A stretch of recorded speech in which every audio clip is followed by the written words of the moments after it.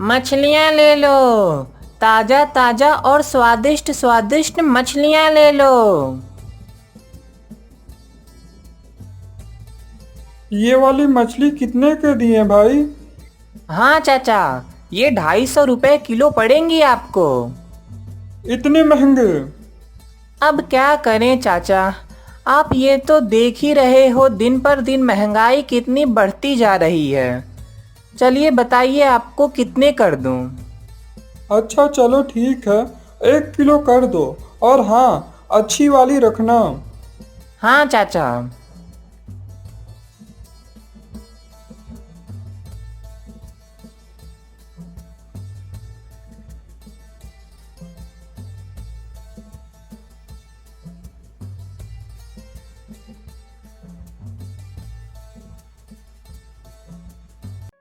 हाँ, आज तो सारी मछलियाँ बिक गईं। अच्छा मुनाफा हुआ है। बस ये 2-3 मछलियाँ बच गई हैं। चलो, इनकी ही आज सब्जी बना लूँगा घर पर। इतना कह के हरीश अपनी बची हुई मछलियों को लेता है और अपने घर की तरफ निकल पड़ता है।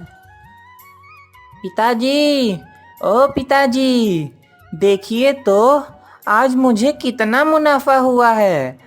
आज मैंने जितनी भी मछलियाँ पकड़ी थी वो सभी बिक गईं और ये थोड़ी मछलियाँ बच गई थी तो मैं इन्हें घर लेकर आ गया। आज हम यही खाएंगे और ये पैसे ये मैं आपकी अलमारी में रख देता हूँ। तू सुबह से शाम तक कितनी मेहनत करता है हरीश। यह सब मेरी ही गलती है। मैं ही इतना जल्दी बूढ़ा हो गया, और एक तो ये मेरी बीमारियां।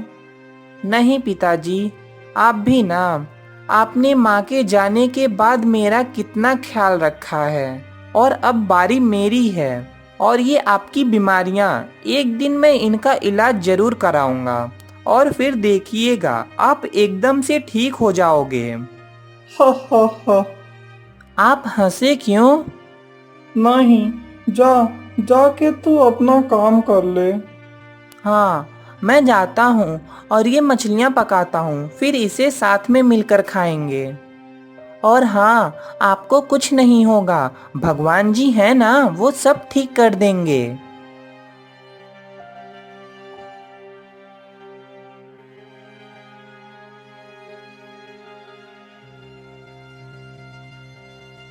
ये लीजिए पिताजी, बन गया हमारा खाना।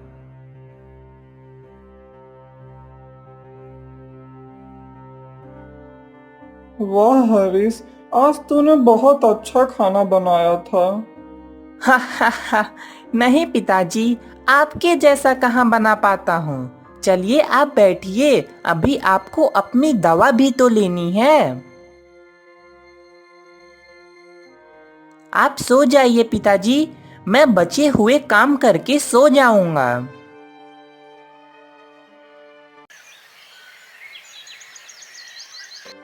पिताजी, ओ पिताजी, उठिए तो, आपके दवा लेने का समय हो गया। हे भगवान, पिताजी, ओ पिताजी, आपको तो बहुत तेज बुखार है। पिताजी रुकिए, मैं वैद्य जी को बुला कर लाता हूँ।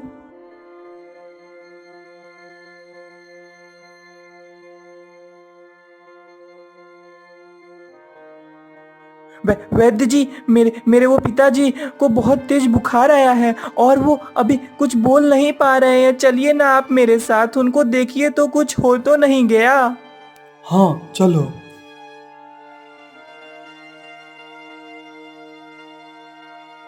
क्या हुआ मेरे पिताजी को? देखो हरीश, इन्हें एक बहुत गंभीर बीमारी है और अब इनका बच पाना नामुमकिन है। लेकिन अभी के लिए मैंने इन्हें कुछ दवाइयाँ दी हैं। तुम इन्हें खिला देना, इनको कुछ देर में होश आ जाएगा।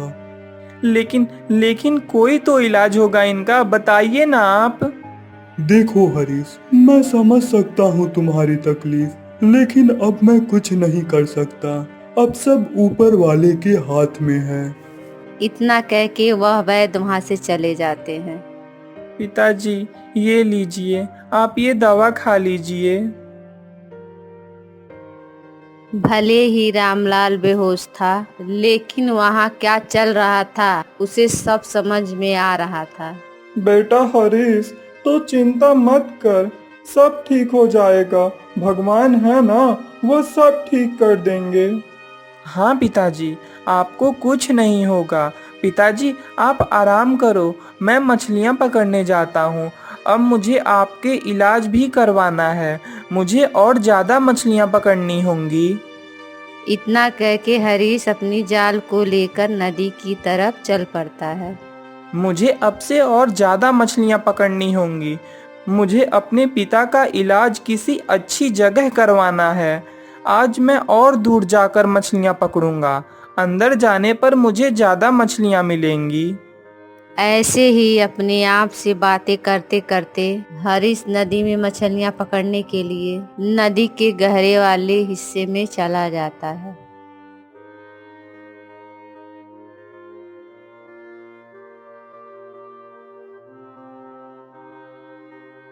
मुझे लग ही रहा था, अंदर आने पर मुझे ज़्यादा मछलियाँ मिलेंगी। आज काफ़ी मछलियाँ मिल गई हैं। अभी घर चलता हूँ।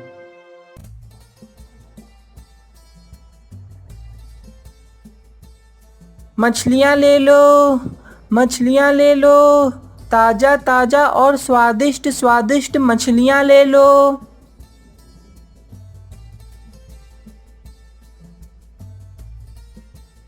मुझे ऐसे ही धीरे धीरे करके पैसे इकट्ठे करने होंगे और अपने पिता का इलाज कराना होगा।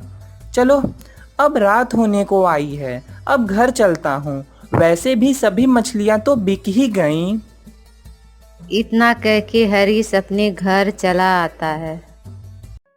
पिताजी आप चिंता मत करिएगा, मैंने अब से और मछलियाँ पकड़ने का तरीका ढूंढा है और अब मैं और भी ज़्यादा मछलियाँ पकड़ा करूँगा और आपका इलाज अच्छे से कराऊँगा।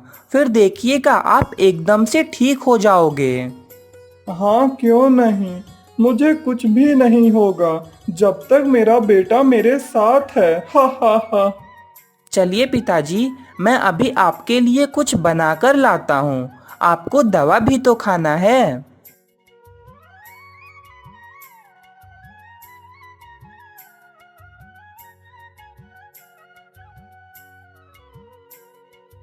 ये लीजिए पिताजी, खा लीजिए। चलिए पिताजी, आप सो जाइए और मैं भी सो जाता हूँ। कल मुझे फिर से काम पर जाना है और काफ़ी जोर की नींद भी लग रही है। पिताजी मैं मछलियाँ पकड़ने जा रहा हूँ, आप ध्यान रखिएगा अपना। हाँ हरीश, लेकिन तो ठीक से जाना, मुझे आज थोड़ी बेचैनी सी हो रही है। अपना ध्यान रखना तुम। जी पिताजी, मैं अपना ख्याल रख लूँगा, आप मेरी चिंता मत कीजिएगा, मुझे कुछ भी नहीं होगा। चलिए मैं चलता हूँ। आज मौसम थोड़ा खराब लग रहा है, आज मुझे जल्दी से मछलियाँ पकड़ के वापस आना होगा। हरीश मछलियाँ पकड़ने में इतना खो गया था कि उसने मौसम पर ध्यान ही नहीं दिया और अचानक से जोरों की बारिश होने लगी। हे भगवान, अचानक से इतनी तेज बारिश होने लगी। बचा लेना भगवान मुझे, अभी अपने पिता का इलाज भी करवाना है। मैं ऐसे डूब के नहीं मर सकता। हरीश अभी ये प्रार्थना कर ही रहा था कि तभी अचानक नाव में एक छेद हो जाता है और हरीश पानी में डूबने लगता है। पिताजी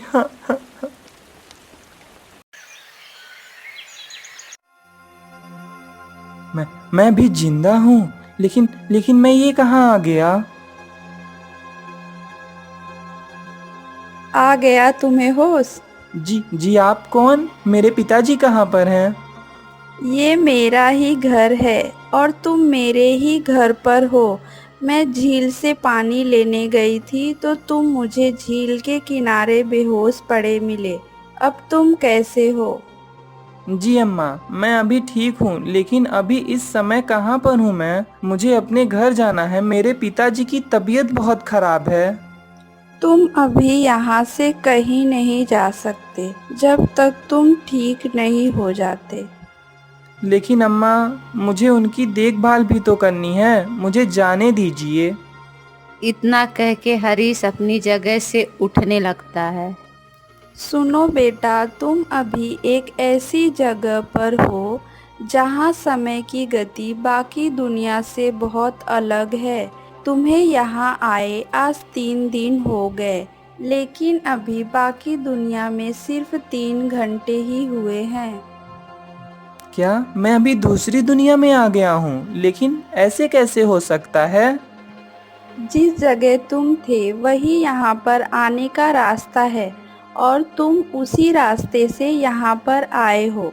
लेकिन तुम चिंता मत करो, भगवान यहाँ सिर्फ उन्हीं लोगों को पहुँचाते हैं जो उन्हें दिल से पसंद आते हैं, और इस बारी उन्होंने तुम्हें चुना है। चलो अभी आराम करो, फिर मैं तुम्हें कुछ और चीज़ें भी बताऊंगी यहाँ के बारे में। जी अम्मा। इतना कह के हरीश आराम करने के लिए सो जाता है।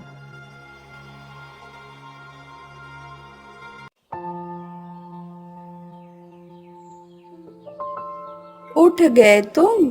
अब तुम्हें कैसा लग रहा है? जी अम्मा, अभी तो मुझे बिल्कुल सही लग रहा है। लग ही नहीं रहा कि मैं घायल भी था। ये सब आपकी वजह से हुआ है। आपका बहुत बहुत शुक्रिया। नहीं, ये सब तो ऊपर वाले का लिखा हुआ है, इसमें मैंने कुछ नहीं किया। नहीं अम्मा, ये तो आपका बड़प्पन है। अच्छा, आप मुझे कल कुछ कह रही थी ना इस जगह के बारे में, तो बताइए ना।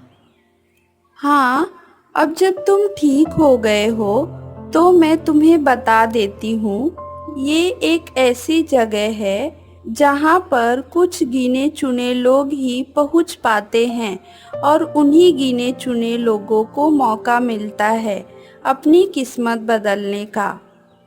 किस्मत बदलने का मौका? कैसा मौका? मैं समझा नहीं। इस जगह की एक खास बात यह है कि यहाँ से बाहर निकलने के लिए तुम्हें कुछ चुनौतियों का सामना करना होगा और धीरे धीरे करके आगे बढ़ना होगा, और फिर तुम यहाँ से बाहर निकल सकते हो। ठीक है, तब मैं यहाँ से चलता हूँ अम्मा। मुझे अपने घर वापस जाना है। और आपका बहुत बहुत शुक्रिया, आपने मेरी इतनी मदद की। ठीक है, तुम यहाँ से पूर्व दिशा की तरफ जाना, वहाँ तुम्हें आगे का रास्ता पता चल जाएगा। और ये लो, इसे रखो तुम अपने पास। ये कैसा पत्थर है? वो तुम्हें यहाँ से बाहर निकलने के बाद पता चल जाएगा। ठीक है अम्मा, तो मैं चलता हूँ। इतना कह के हरीश अपने रास्ते निकल पड़ता है। कहाँ फंस गया मैं? पता नहीं अभी कौन कौन सी मुसीबतें आने वाली हैं मेरे सामने। यही सब सोचते सोचते हरीश आगे बढ़ते जा रहा था। चलते चलते उसे एक जगह कुछ हलचल सी सुनाई देती है। वहाँ क्या हो रहा है?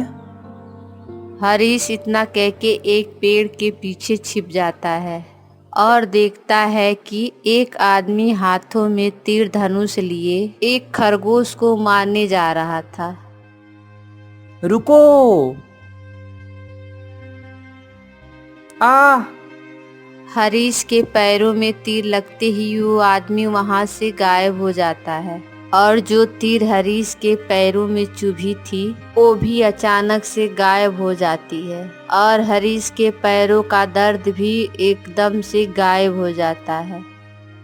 ये अचानक से क्या हुआ? हरीश अभी कुछ समझ पाता कि वे खरगोश अचानक से बोलने लगता है। तुमने बिना कुछ सोचे समझे मेरी जान बचाने के लिए अपनी जान को खतरे में डाल दिया। तुम सच में इस खास जगह पर आए लोगों में सबसे अलग हो। तुम बोल भी सकते हो? और ये सब क्या था? वो सब तुम्हारी एक परीक्षा थी जिसमें तुम सफल हो गए हो। अब तुम यहाँ से आगे जा सकते हो, लेकिन उससे पहले ये रखो। इतना कह के वह खरगोश हरीश के पास गिरे हुए तीर को उठाता है और उसमें एक मंत्र पढ़ता है, जिसके बाद वह तीर एक छोटे आकार में बदल जाती है। इसे तुम अपने पास रखो और यहाँ से सीधे आगे बढ़ो। तुम्हें वहाँ एक गुफा मिलेगी और वही रास्ता है तुम्हारा यहाँ से बाहर निकलने का। जी आपका शुक्रिया, लेकिन मैं इस तीर का क्या करूँगा? वो तुम्हें आगे समझ में आ जाएगा। इतना कह के वह खरगोश वहाँ से चला जाता है और हरीश भी अपने रास्ते चल पड़ता है। ये कैसी आवाज है?